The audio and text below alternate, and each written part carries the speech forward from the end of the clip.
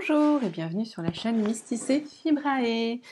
Nous arrivons à la fin du mois de juin et il est donc temps pour nous de faire le podcast du mois de juin.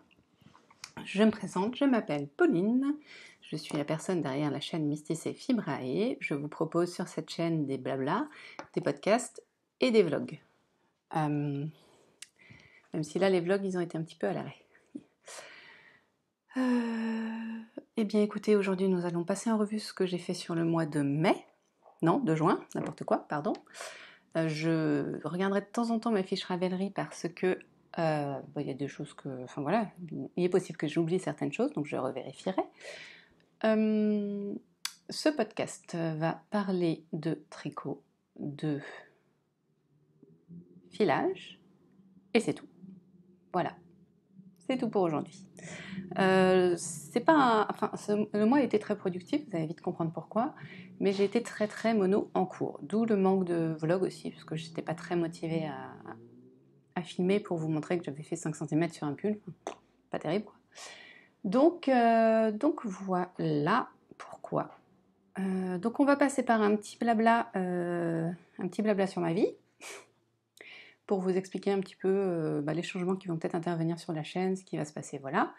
Ensuite, on va passer au tricot, où je vous montrerai des projets finis et de futurs projets. Est-ce que j'ai des futurs projets?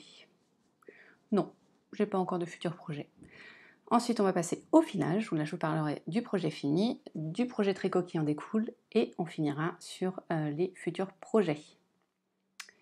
Et puis nous parlerons du tour de Fliss ensuite, pour finir ce podcast. Voilà. Eh bien écoutez, allons-y, c'est parti. Alors, donc tricot, j'ai 2 objets finis ce mois-ci.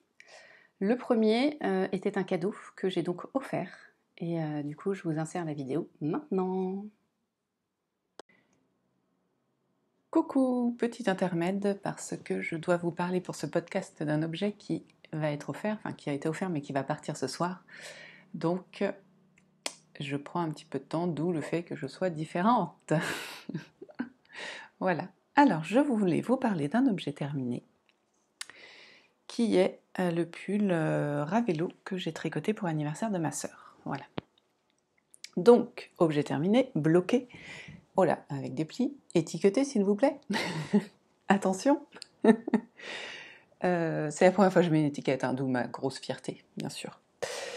Alors, ce Ravello, donc je ne l'ai pas tricoté pour moi, je l'ai tricoté pour ma sœur, qui donc fait la moitié de moi, hein, à peu près. Il est tricoté. Alors, je vais prendre mon petit carnet tricot. Pardon. Non, c'est pas le Lili-Pili, c'est pas les Dolins, c'est le Ravello. Voilà.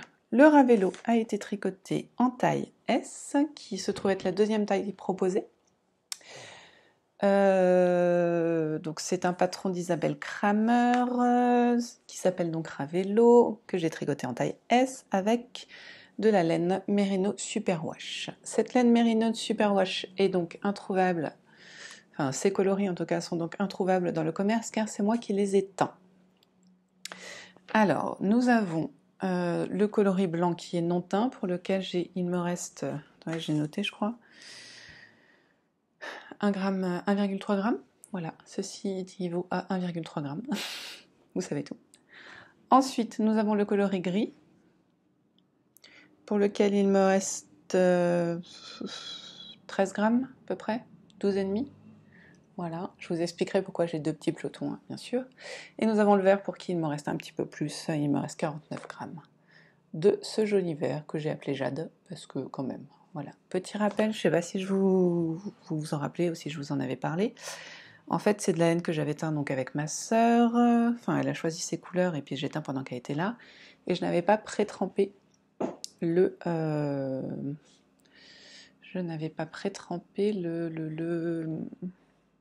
la laine avant de la teindre. Donc en gros, j'ai mis quasiment de la laine sèche dans le bain de teinture, dans le bain d'eau que j'ai fait chauffer, et ensuite j'ai rajouté la teinture. Voilà, pour info. Donc la laine n'était pas préparée, ce qui fait que en fait l'intérieur de la fibre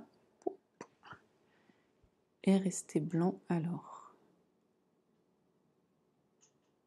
Là, je pense qu'il y a moyen de voir. Attendez, j'essaye de rezoomer plus. Hop, encore. Youp. Je crois qu'on aperçoit que l'intérieur est blanc. Là, j'ai un endroit qui est très fort en couleur. Hop.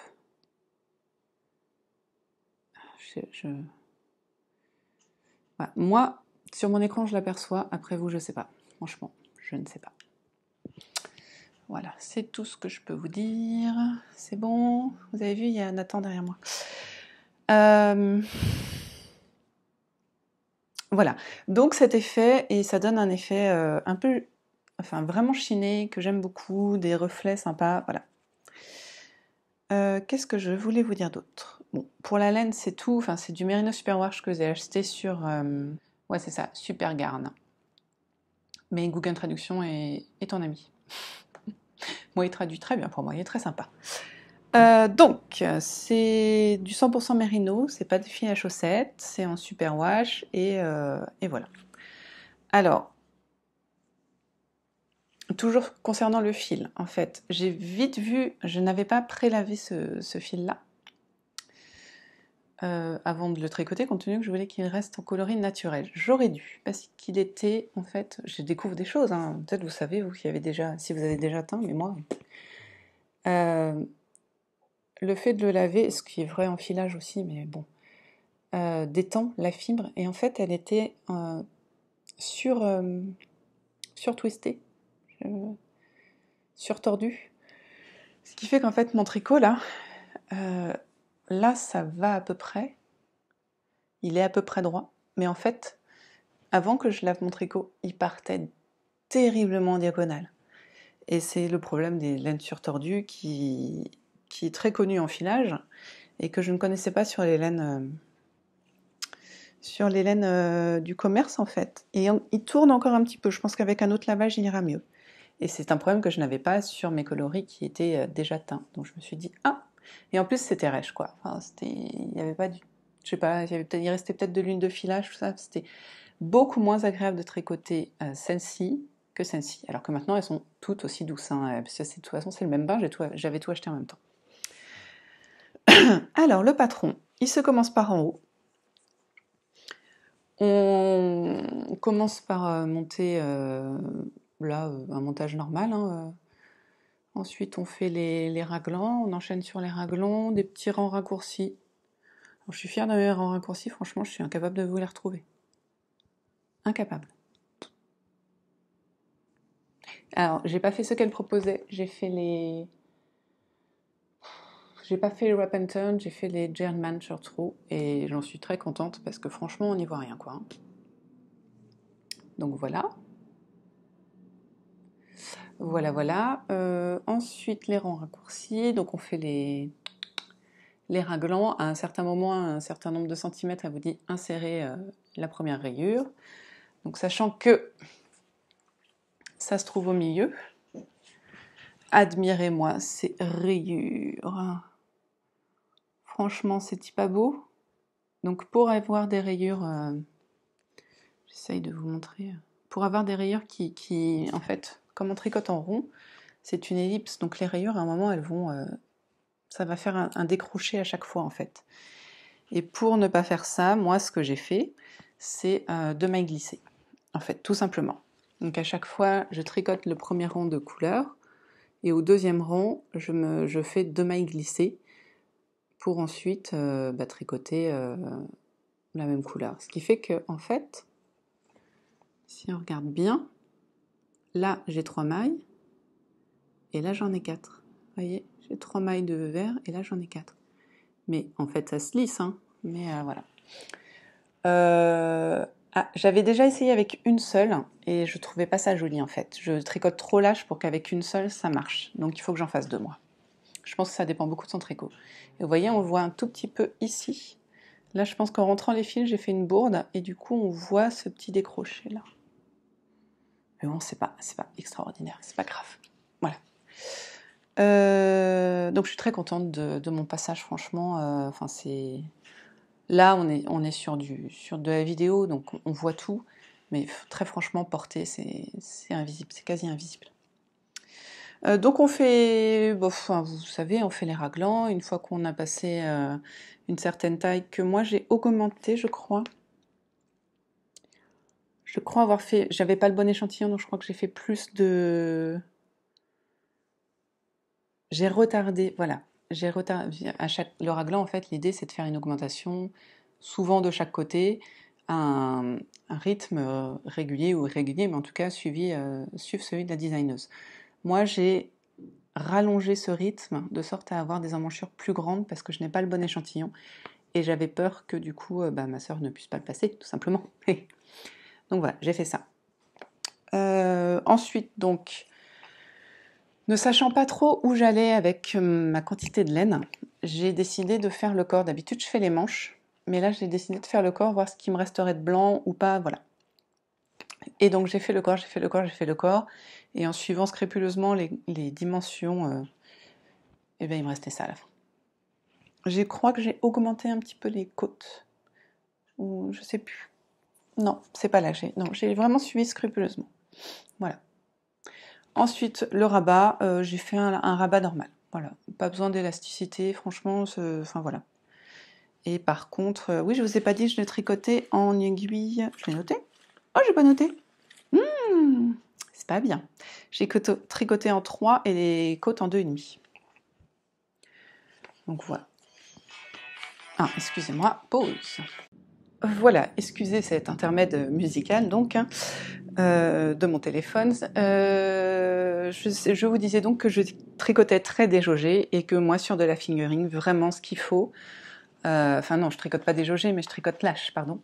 Et vraiment sur la fingering, il faut ça quoi. Il faut vraiment que je sois sur du 3 et encore, vous voyez, sur celle-ci qui a été lavée plusieurs fois, ça va.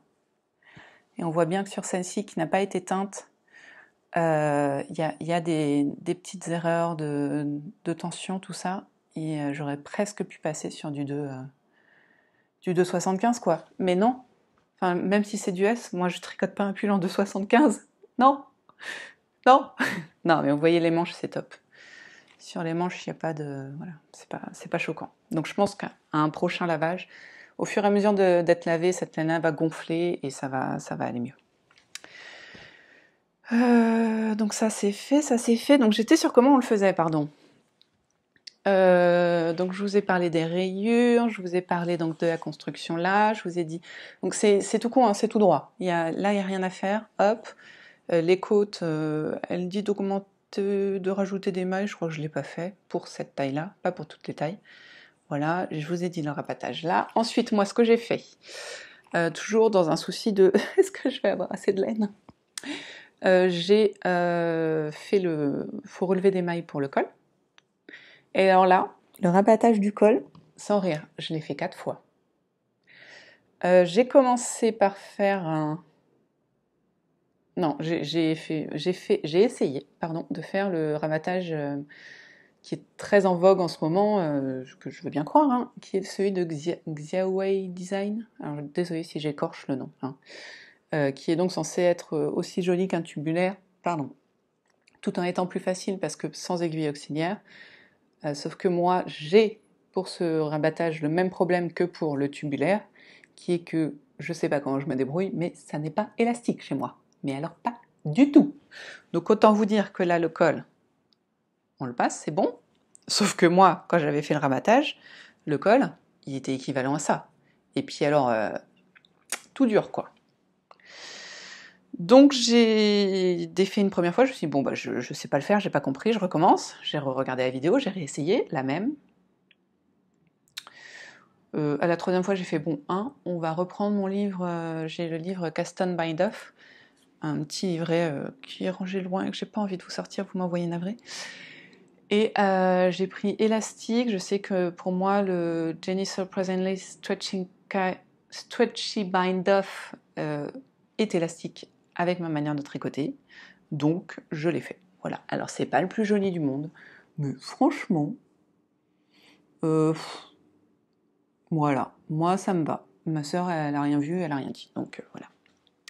Donc cet élastique, on passe la tête, parce qu'en fait l'autre là, j'ai essayé de passer la tête, mais ça s'arrêtait là quoi. Et ma sœur a une plus petite tête que moi, Mais enfin, c'est une adulte hein, quand même, donc je pense que mon fils de 3 ans ne passait pas. Hein, voilà. Donc voilà.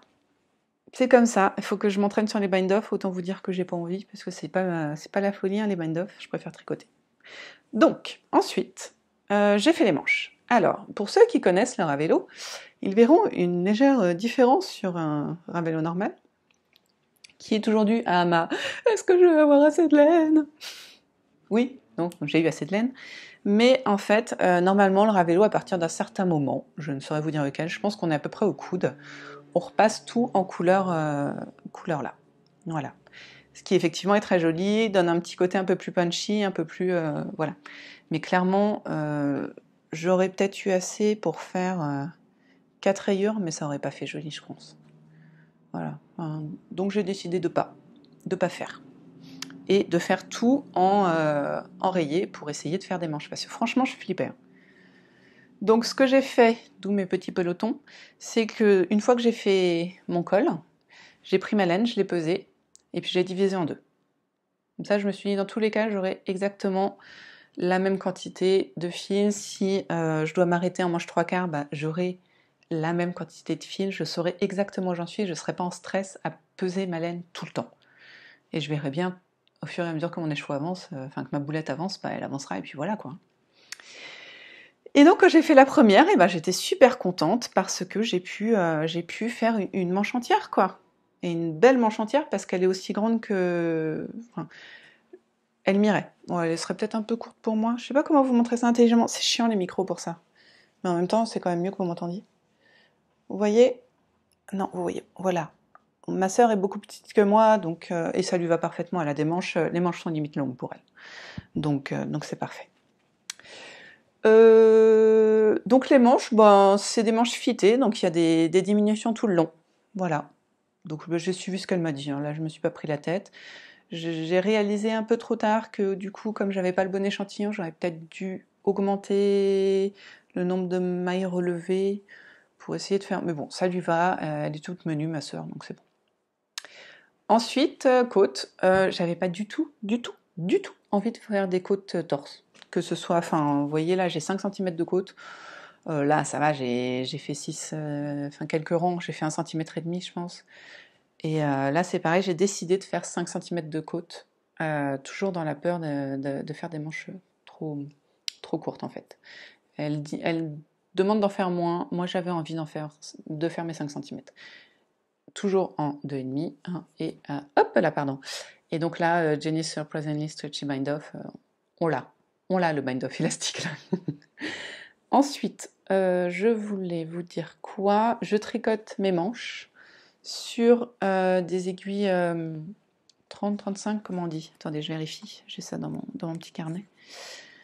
C'est des 30 cm, voilà. Ah, c'est ça, j'en ai pas en... Je sais pas. En 30 cm. Et par contre, j'ai pas retrouvé mes 30 cm en 2,5. Mon carnet me dit que j'en ai, moi je les ai jamais retrouvés, donc je les ai fait en... Oui, criez-le-moi, je ne sais plus. Ah, ça m'énerve. Magic Loop. J'avais ri... Faut laisser tomber.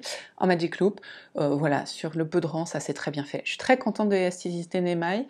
Voilà, vous voyez, le rabattage n'est pas fifou en finition, mais il a pour lui d'être élastique. Et il faut, parce que, je vous dis, les manches sont très fitées et je voulais qu'elle passe les mains quand même, quoi. C'est le minimum. Et puis elle peut le remonter facilement. Voilà, j'ai donc fait les 2 mailles, les 2 manches, et puis voilà. Et donc, bah, il me reste beaucoup de vert, donc je ne sais pas à quoi il servira. Peut-être à un tissage. Je me dis refaire, voilà, le gris pareil, bah là le blanc il me reste rien. Et donc moi qui avais peur de ne pas avoir assez avec mes donc 300 g de laine, je me retrouve à avoir utilisé moins de 250 g quoi. Voilà, donc moi qui étais toute contente parce que dans le cas l'écureuil, quand on utilise plus de 1000 g de laine, ben, ça rapporte un point en plus, et 1000 g, n'importe quoi, 1000 mètres de laine, et ben je suis à 195 mètres de laine quoi. Enfin 980 mètres de laine. Je suis trop dégoûtée. Bon, c'est pas grave. Ensuite, j'ai mis une petite étiquette. Alors là, c'était la nouveauté pour moi. Je l'avais jamais fait. Je vous avais montré ça pendant mes vlogs. En fait, c'est un rouleau d'étiquettes, un rouleau comment on dit, de biais, quoi, un équivalent de rouleau de biais, où il y a écrit homemade sur 4 mètres, et je trouvais ça top pour faire des étiquettes en fait. Et je le trouve très joli en plus, ça ne gâche rien. Donc ce que j'ai fait, je crois que j'ai vu ça dans un, j'ai pu l'inventer, hein, enfin, j'ai pu mal comprendre ce qui était fait sur la vidéo, sur une vidéo de Longue avec Anna, et donc j'ai bidouillé ça comme ça. Voilà, j'ai pris les coins en fait. Et derrière, ça donne ça. Donc c'est pas parfait, mais je pense que c'est pareil, porté, ça fera pas un gros préjudice. Voilà, très contente des petits. J'ai fait quelques petits changements, mais c'est rien de. Voilà, j'ai pour ce qui est des. Ouais, bah, je vous ai dit tous les changements que j'ai faits. Voilà. Donc ça lui va, elle est très contente, elle n'y croyait pas. En fait, elle est du 28, mais je ne sais pas si je la verrai, je l'avais fini, j'avais trop envie de voir s'il lui allait en fait. Donc je lui ai offert, voilà. Et elle est très contente. Donc c'est parfait. J'ai un autre pull à faire pour une autre de mes sœurs que je dois faire pour le mois d'août, mais qui est pas du tout en fingering. Donc mon autre sœur est plus grande, mais enfin, voilà, ça va être facile à faire. Ah si, un truc. J'ai tricoté ce pull. Attention, accrochez-vous bien. En 21, ça fait 10. 17 jours. 16 ou 17 jours. Bon, on n'est pas à ça près. Donc un tout petit peu plus de 2 semaines. Oh, un pull en fingering. Bon, d'accord, c'est du S. Mais c'est à ça que je vois que j'ai quand même bien augmenté ma vitesse de tricot, mine de rien. Voilà. Bon, bah sur ce, je vous repasse, non pas en direct, parce que de toute façon, ce n'est pas du direct, mais sur le cours normal du podcast, parce que j'ai fini sur ce projet. Petit intermède, je porte le haut 4 Mint de Marie-Amélie, qui est tricoté en thé à la violette chez Lille, qui est de la vilaine M&S et Merino Soie en fingering. Excusez-moi, j'ai le nez qui me démange. Je l'ai fait quand celui-là? Je l'ai fait en 2019, de mai à juillet 2019. Et depuis que je l'ai fait, je le porte. Enfin, en été, c'est vraiment un must-have. Il est très joli, très sobre. Il descend bien. Très agréable à porter avec la soie, très très doux. Des petits speckles violets que vous apercevez, ce ne sont pas des taches, ce sont bien des speckles. Peut-être que je le rase un peu. Et alors, donc facile à faire que du jersey, sauf sur les côtes où il y a une... Je suis pas sûre de pouvoir appeler ça de la dentelle, parce que il y a 4 jetés, quoi. C'est pas non plus 4 jetés avec des diminutions. Enfin, c'est vraiment... Là, franchement, c'est très facile à faire. Au court, comment on dit, shoulder, machin, drop shoulder, je crois, c'est comme ça qu'on dit. Vous savez, là, enfin voilà. Donc, très, très agréable à mettre. Donc, je le porte énormément. Voilà. Et désolé, du coup, le micro me fait un décolleté un petit peu plus impressionnant que ce qu'il n'est normalement, mais bon. Voilà, c'était ce que je porte aujourd'hui. Alors, donc, parlons maintenant du deuxième objet fini. Ce deuxième objet fini est le pull Maric de Longue avec Anna. Je l'ai fait. Alors, attends, je vais switcher sur ma page projet un petit instant. Hein, voilà, c'est très travaillé cette chose. Il est où mon Maric? Là. Donc le Maric Lady, parce que c'est un quoi? C'est un patron qu'elle a commencé par faire pour enfants et ensuite elle a fait la version adulte. Et elle le vend sous 2 formats, le bottom-up et le top-down. Je suis navrée, j'ai le nez qui me débranche. Ah, c'est horrible. Moi, je l'ai pris en top-down. Voilà, c'est tout. Alors, je suis navrée, il n'est pas encore sec. Donc, la laine déjà. Si je vous montre ça comme ça, vous ne verrez pas tout. Oui, donc il est tout mouillé. Hein. La laine, j'ai la bleue, c'est du cheval blanc. La balade, qui est la laine à chaussettes. Voilà, c'est tout. Couleur bleu marine, enfin j'ai pas pris le numéro. Et la beige, c'est la Connie. Wool 8/2, 8,5, solide. Donc c'est un écheveau de 150 grammes et il fait 600 mètres. Coloris naturel. Alors, j'essaye de vous revoir. Voilà, maintenant que... Oh mon Dieu, quelle horreur! Alors non, ça n'est pas bleu électrique, c'est bleu nuit en fait, hein, c'est bleu marine. Waouh, ça fait peur. Bon, je suis navrée, hein, mais alors il fait un temps... et donc lumière, et donc couleur pourrie, comme de toute façon en général j'ai quand même de la couleur pourrie. Voilà la bête. Donc on commence par les côtes, on monte, on commence par les côtes, qui sont là, hop. Ensuite on fait direct un truc d'augmentation. Ensuite on fait... on a un diagramme pour ce yoke, en jacquard, dans lequel sont inclus les augmentations. On fait encore quelques centimètres, et on sépare les corps, les bras du corps, les manches du corps. On continue, c'est toujours tout droit. Hop, à la taille voulue, on fait les côtes, et puis on remonte les manches. On fait des manches avec des diminutions à un certain ordre qu'elle nous a donné. Ensuite, on fait un petit rappel de ce jacquard sur les manches, les côtes, de 2, et le rabattage. Moi, j'ai fait le Ginny Surprisingly Stretchy Bind Off, pour que je puisse bien les remonter si besoin, et il y aura besoin. Et là, j'ai fait le rabattage de base, pas du tout élastique. Voilà. Je vais vous l'essayer. Vous allez rigoler un coup, parce que je pense que les manches sont beaucoup trop longues. Du coup, je pose le micro, et puis voilà. Donc, il est encore mouillé. Hein. Bon. Alors, attendez. Le devant, on a dit qu'il était comme ça. Voilà. Donc, mon jacquard, c'est bien... il n'était pas trop irrégulier, mais là, il est vraiment très régulier. Il y a des fils de partout, parce que je les ai rentrés, mais pas coupés. Et il est tout mouillé. Donc, voilà. Hop. Oh non. Voilà, vous voyez les manches? Coucou. Voilà, on va avoir un léger petit problème de manche. Je vais les refaire, je pense. Parce que là, c'est ridicule. Voilà, on a mon aisselle est là. Il a pris de l'ampleur, en fait, au lavage, quoi. Ça arrive. Vous voyez, par contre, en longueur, il est vraiment sympa. Parce que les manches... Vous voyez, même en collant mon aisselle, les manches, elles sont trop longues, quoi. Mais bon, je les referai, hein, c'est pas grave. Sinon, voilà, il est saillant.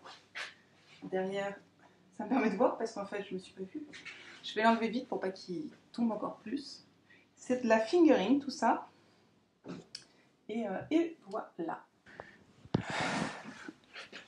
Hop. Donc, il a bien gonflé avec le blocage. Hein. Vous voyez, je suis très contente de mon jacquard. On est à... Ouais, vraiment sympa.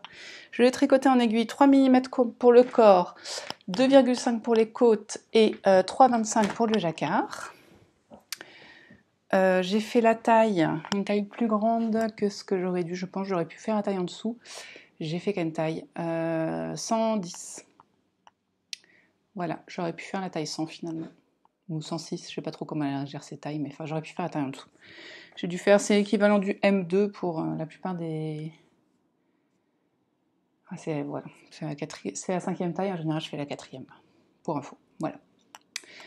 Très contente sinon, à part les manches, je ne sais pas pourquoi elles ont pris 10 cm là, mais bon. Ça va se défaire, ça va le faire. Ça va se défaire, ça va le faire. Et puis il me reste en Connie, même si la Connie elle se défait pas, il m'en reste combien de mètres? Il doit m'en rester 100 grammes, 90 grammes, enfin voilà quoi. Et pour la cheval blanc, j'ai utilisé combien? Presque 3 pelotes et demie. Et c'est des pelotes de 100 grammes. Donc, ce qui n'est pas déconnant parce que pour ma taille, en général, j'utilise 3 écheveaux. Enfin, il me faut 4 écheveaux. Enfin, j'utilise pas totalement le 4e écheveau, mais voilà. Très agréable à tricoter. Ah si, je vous ai pas dit en combien de temps je l'ai tricoté, parce que je suis assez fière. Je l'ai commencé le 8 juin et je l'ai fini le 25. Ce qui nous fait, donc hier soir en fait, hein, d'où le fait qu'il soit complètement trempé, c'est que c'était hier soir. Je regarde sur mon agenda, j'ai pas envie de calculer tête, m'en voyez pas. Ça fait 18 jours, quoi. Il veut pas, le calendrier ne peut pas s'allumer. Bon, bah voilà, tant pis. Voilà, entre 8 et le 25, donc c'est plutôt rapide, ce qui fait quand même que ce mois-ci, donc j'ai tricoté 2 pulls, taille adulte, manche longue, en fingering. Voilà, hein, c'est pas mal.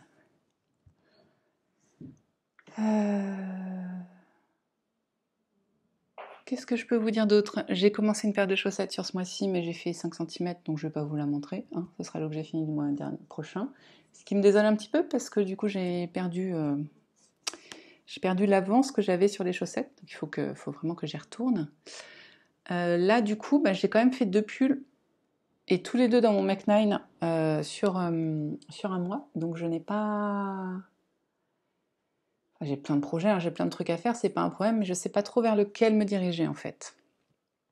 Donc je ne sais pas encore, je suis dans l'expectative. Je sais pas si ça vous fait ça, moi à chaque fois que je finis un gros projet, pour moi, parce que autant pour celui de ma soeur ça me l'a pas fait, parce que je savais que j'avais le mari derrière qui était pour moi, et j'ai un espèce de, pas une dépression, mais un coup de moins bien en me disant mais qu'est-ce que je vais faire, qu'est-ce que je vais devenir. Alors je sais très bien que j'ai 15 trucs à faire, hein, c'est pas le problème, mais vers quoi je vais tendre? Est-ce que j'ai plutôt envie de me faire un gilet? Est-ce que j'ai plutôt envie de faire un châle? Et j'ai toujours un peu un petit coup de moins bien quoi, qui me ralentit sur le futur projet. Voilà. Donc je ne sais pas, dites-moi hein, si vous aussi ça vous fait ça ou si je suis bizarre, ce qui est possible. Voilà. Bah, en tricot c'est tout. T'as 2 pulls quoi, mais c'est tout. Non, j'ai rien tricoté d'autre. Hein. Bah, faut dire que, enfin voilà, je voulais vraiment le finir avant de reprendre le boulot. Et comme je reprends lundi, bah, voilà, j'ai un peu carburé. Filage. Alors en filage, j'ai, pour ceux qui regardent le vlog, vous avez dû le voir passer, j'ai filé cette beauté qui est donc de, hop, les petites potions, qui est le gâteau au thé matcha et à la rose, en mérino soie et lin. Le problème c'est que c'est sur la pliure, donc vous ne voyez pas très bien. Voilà, on a 100 grammes. Alors, je l'ai filé sur mon rouet kiwi, je crois. Ouais. Je l'ai filé sur le kiwi en single.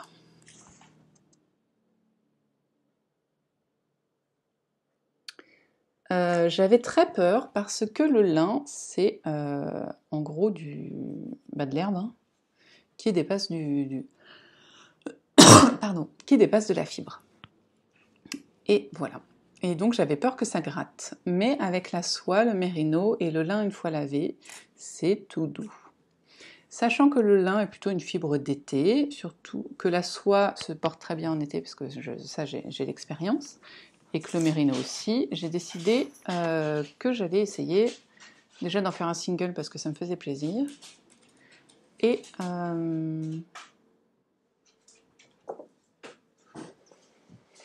je voulais en faire un single et en faire une brassière. Voilà. Alors, déjà, c'est pas si mal d'un point de vue global de l'écheveau. Il ne tortille pas trop, un petit peu. Ça fait bien 3 semaines maintenant que je l'ai fini, que je laisse tranquille. Et franchement, j'ai bien fait. Parce que j'avais encore des petits frisottis un peu partout, et là j'en ai quand même vachement moins. Vous voyez là? Ça c'est un petit reste de frisottis, mais je pense que là, ça va quand même aller vachement mieux. Vous voyez là, ça c'est chelou ça. Ça c'est un peu chelou. Ça je pense que c'est là que j'avais mis le poids en fait pour la faire sécher et que du coup ça l'a... Là on peut voir... Vous voyez les petits... On dirait que c'est des naupes, mais en fait non, c'est des petits frises. Alors, je sais plus du tout la quantité que j'ai, je ne l'ai pas noté. Je crois que j'ai plus de 600 mètres pour 100 grammes. On est sur de la fingering lace. Et je vais... voilà. c'est tout. Je suis contente qu'elle ne soit pas... Ah si, là, regardez. Vous voyez là? Une queue de cochon là. Voilà, donc ça, normalement, c'est pas bien. Hein. Mais c'est très difficile à ne pas avoir sur la lace. Sur la single. La lace, ça n'a aucun rapport. Sur la single. Voilà, donc... En fait, je sais très bien ce que je vais monter, mais je ne pouvais pas le monter avant de vous avoir vu, parce que je voulais vous montrer l'objet fini. Mais avec ça, je vais monter dès aujourd'hui. C'est pour ça que je voulais enregistrer aujourd'hui. La Framework Bralette de Jessie May. La Framework Bralette qui se tricote en DK. Là, vous allez dire... Tu fais un single en lace fingering et tu vas finalement utiliser de la DK. Et bah oui, je vais la tricoter en double, c'est comme ça, j'avais envie. Voilà. C'est de la DK qui va se tricoter, elle le tricote en 3,325, donc je pense que ouais, je vais la tricoter en 3, ça me paraît cohérent. Et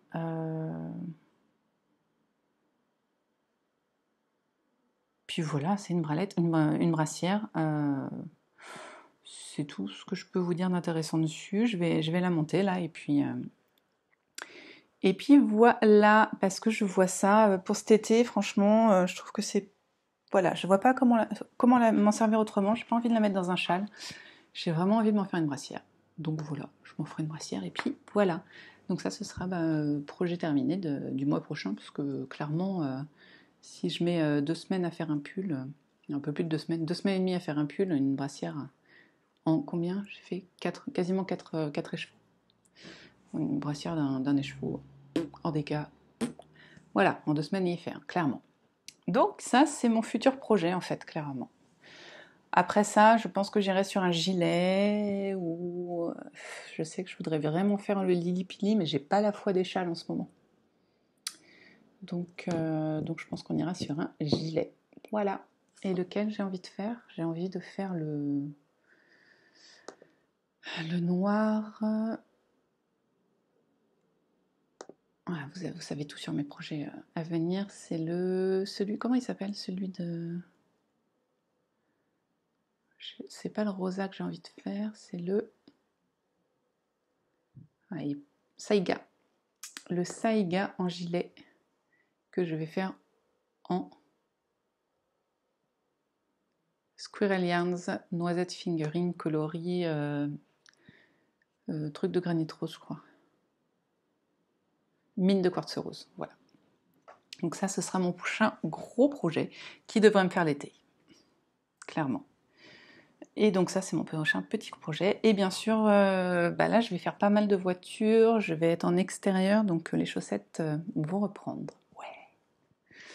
Voilà pour le tricot et voilà pour le filage. Vous avez mes infos sur mes futurs projets. Vous avez, moi, je vais mettre ça en bobine tout de suite après vous avoir parlé. Et puis voilà. En filage, mes futurs projets aussi, j'en ai.